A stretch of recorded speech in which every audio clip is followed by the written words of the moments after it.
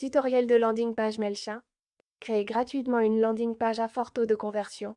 Bonjour à tous. Bienvenue sur la chaîne YouTube. Aujourd'hui, je vais vous montrer comment créer votre propre landing page avec MailChimp et comment la connecter à votre propre nom de domaine. Et vous pouvez faire tout cela gratuitement avec MailChimp. Et l'avantage, c'est que je vais vous donner des astuces et conseils pour vous assurer d'avoir une landing page qui convertit. Vous voulez donc vous assurer que vos clients avancent dans votre entonnoir de vente et finalisent leurs achats afin d'augmenter vos ventes et vos revenus. Alors, c'est parti. Maintenant, je suis déjà connecté à mon compte MailChimp. Si vous n'en avez pas encore, inscrivez-vous simplement avec votre adresse email. Une fois votre inscription terminée, voici votre tableau de bord. Et on ne va pas se concentrer sur les campagnes d'email marketing pour le moment. J'ai déjà une vidéo sur la façon de créer un modèle personnalisable que vous pouvez envoyer encore et encore. Donc, regardez cette vidéo si vous cherchez quelque chose en lien avec l'envoi d'emails automatisé. Mais maintenant, on va se concentrer sur la création d'une landing page. Pour commencer, tout ce que vous avez à faire est de cliquer sur Create, Créer, en haut à gauche, ici. Et une fois que vous cliquez sur Create, Créer, vous avez différentes options en haut, et nous allons cliquer sur Landing page. Ensuite, vous avez le nom de votre landing page et l'audience à laquelle vous voulez l'associer. Vous pourrez ainsi organiser votre audience en fonction des contacts qui s'inscrivent via votre landing page. Donc, je vais simplement entrer le nom de ma landing page. Disons donc que je me concentre sur la vente d'un produit très standard, ou peut être un produit vraiment emblématique sur mon site, et que je veux créer une landing page pour en faire la promotion. Mais je veux que vous gardiez quelques points à l'esprit avant de commencer à la créer. Premièrement, une landing page ne devrait se concentrer que sur une seule chose.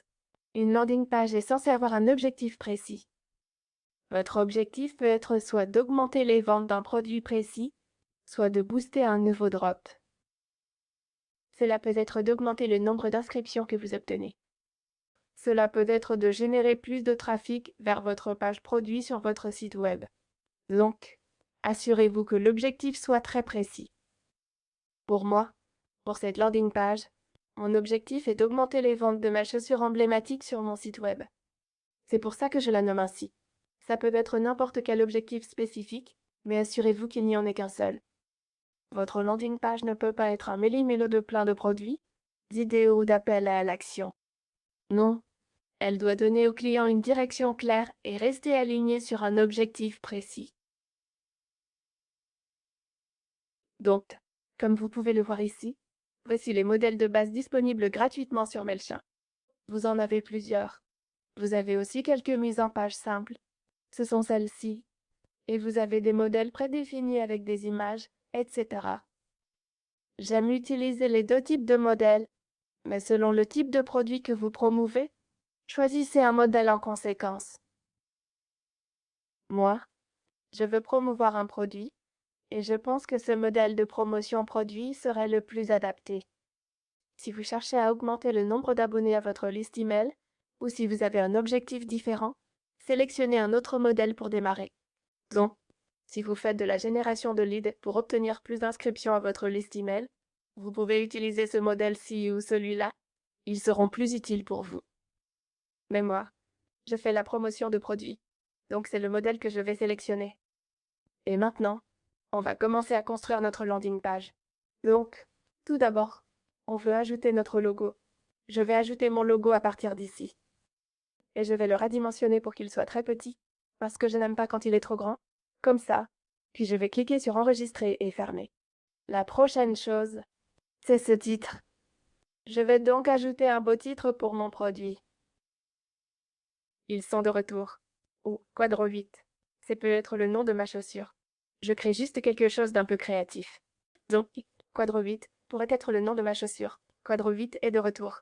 Et je vais cliquer sur Enregistrer et continuer. Je pense que la taille de la police est un peu trop grande.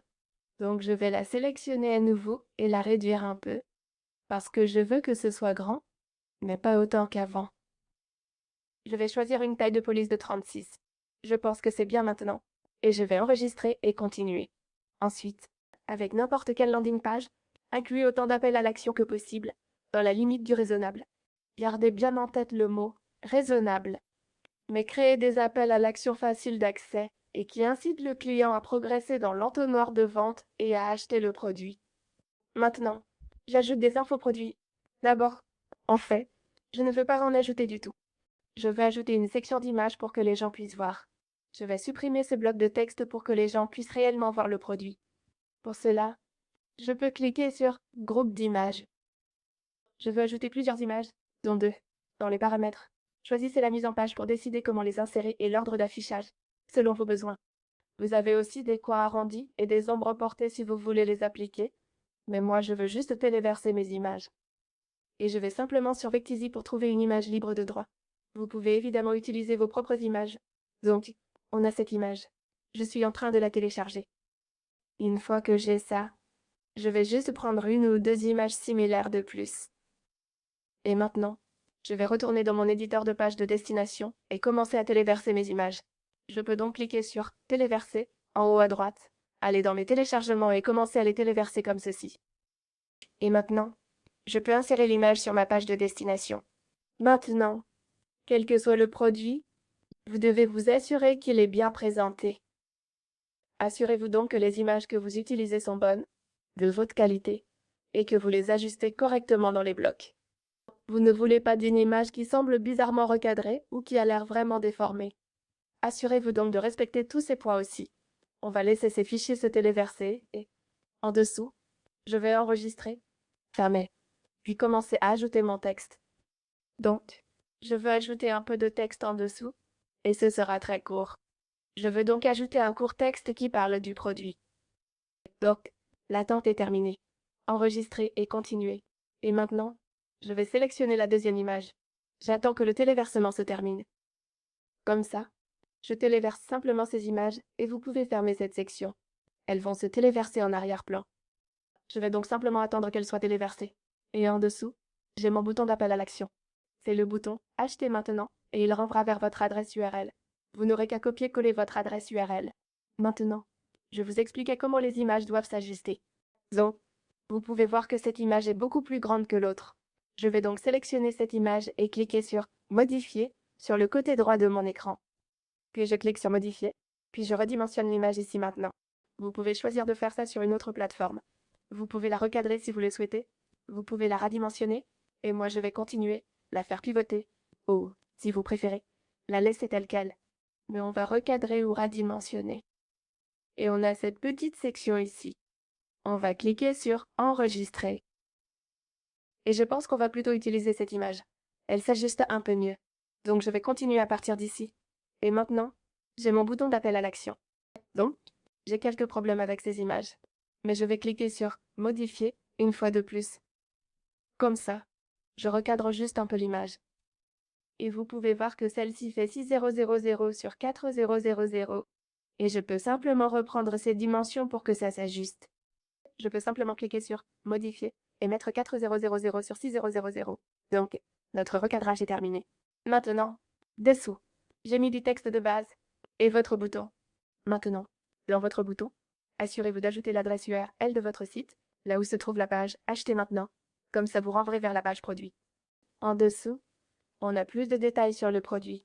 Je vais supprimer ces sections pour l'instant, parce qu'on a déjà ajouté les images du produit. Mais en dessous, vous pouvez ajouter autant d'images et d'appels à l'action que vous voulez. Ce que je recommande, c'est d'ajouter simplement un autre groupe d'images comme ceci. Et je n'aime pas avoir autant de séparateurs. Les séparateurs, c'est un peu trop pour moi.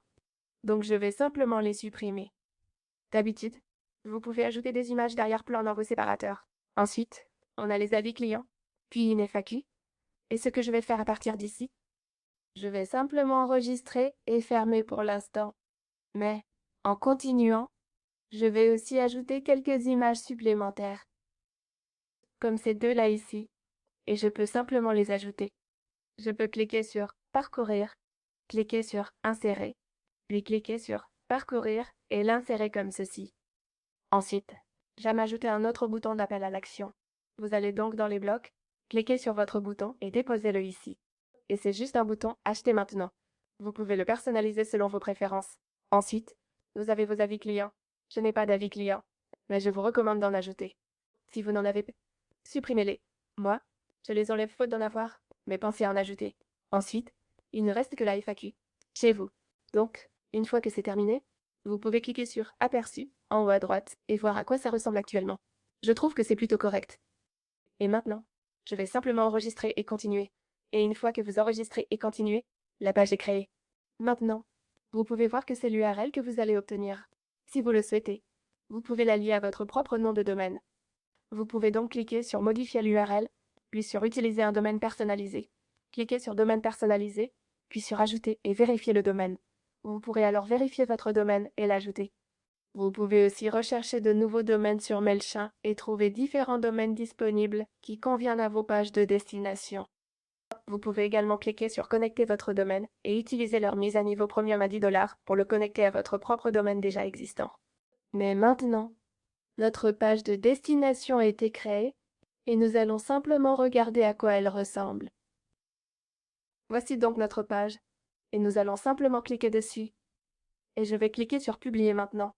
Et une fois que j'ai cliqué sur Publier, elle est en ligne. Je peux cliquer sur Partager votre page et voici notre page de destination. Donc, ça a l'air plutôt correct. Nous avons 2 appels à l'action. C'est court, mais c'est l'information dont nous disposions. Et j'espère que cette vidéo vous a été utile. Pensez à laisser un j'aime et à vous abonner à notre chaîne YouTube.